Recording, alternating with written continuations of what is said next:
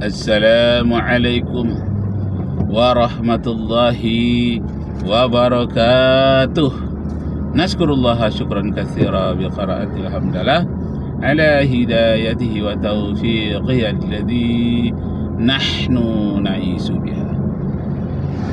Kajian kita pada hari ini adalah tentang Islamologi dan Kristologi. Islamologi dipelajari oleh orang non-muslim untuk mencari hal-hal yang patut untuk dibincangkan dalam Islam. Itu namanya Islamologi. Sedangkan Kristologi kebanyakan ilmu-ilmu tentang Kristen, tentang Taurat dan Injil yang dipelajari oleh orang Islam. Tapi ada juga sedikit orang Islam yang mempelajari Islamologi. Artinya orang Islam yang mempelajari Islam hanya sebagai ilmu saja, tidak untuk diamalkan. Ada juga orang Kristen sendiri yang belajar Kristologi, belajar tentang sejarah Kristen, kitab-kitab suci mereka sebagai ilmu. Yang terbanyak adalah orang non-muslim belajar tentang Islamologi, dan orang muslim banyak mempelajari tentang Kristologi. Nah, antara Islamologi dan Kristologi ini mempunyai tujuan masing-masing. Kalau kita lihat dalam catatan Hargip, orientalis berkebangsaan Inggris, kalau kita lihat mereka ini mempelajari Islam adalah untuk menguasai umat Islam. Bagaimana umat Islam bisa dikuasai? Dipelajari tentang ajaran pokoknya. Akhirnya Hargip menyimpulkan, dia cari kekurangan Islam, kelebihannya juga apa. Jadi bukan kekurangan saja, kelebihan Islam itu dibandingkan dengan agama lain juga dia pelajari. Akhirnya disimpulkan oleh Hargip sebagai berikut: Islam is indeed much more than a system of theology. It's a complete civilization. Ternyata Islam itu bukan sekedar teologi saja, bukan sekedar agama saja. More than a system of theology, lebih daripada sekedar sistem keagamaan. But it's karena hal itu complete, Islam itu complete civilization. Islam itu mempunyai peradaban yang sangat lengkap. Masya Allah, artinya banyak sains, banyak ilmu pengetahuan di dalam ajaran Islam.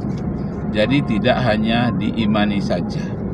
Bagaimana ini disebut oleh Al-Quran? Diimani saja. Tidak begitu. Bukan sekedar diimani, tetapi maaf, agak batuk.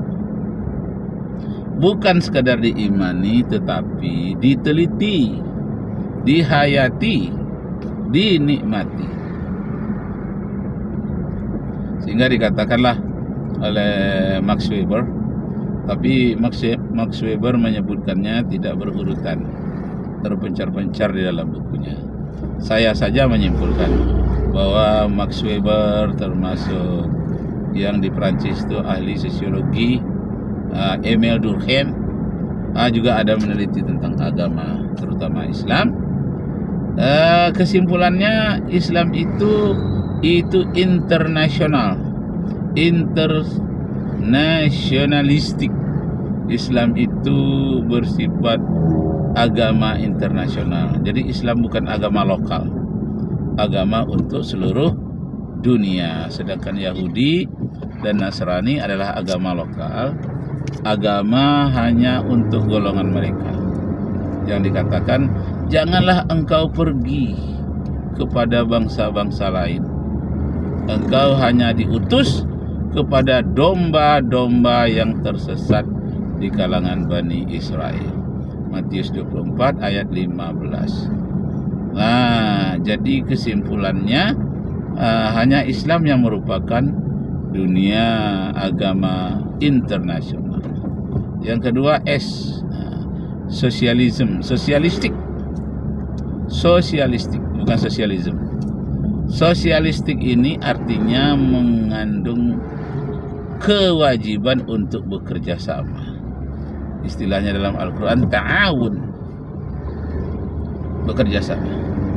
Wa ta'awanu 'alal birri wat taqwa wa la ta'awanu 'alal ismi wal 'udwan.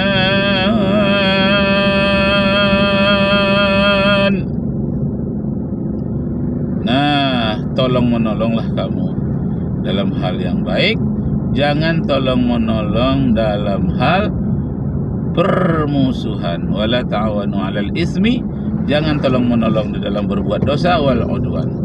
Misalnya sekarang Amerika dengan Israel, Prancis dengan Israel, Jerman dengan Israel, itu tolong menolong dalam permusuhan. Tidak boleh. Seharusnya Jerman mencegah Israel menjajah Palestina, Amerika mencegah Israel menjajah Palestina, Prancis menghalangi jangan sampai Israel menjajah Palestina. Itu namanya ta'awun 'alal birri. Tapi yang sekarang terjadi terbalik.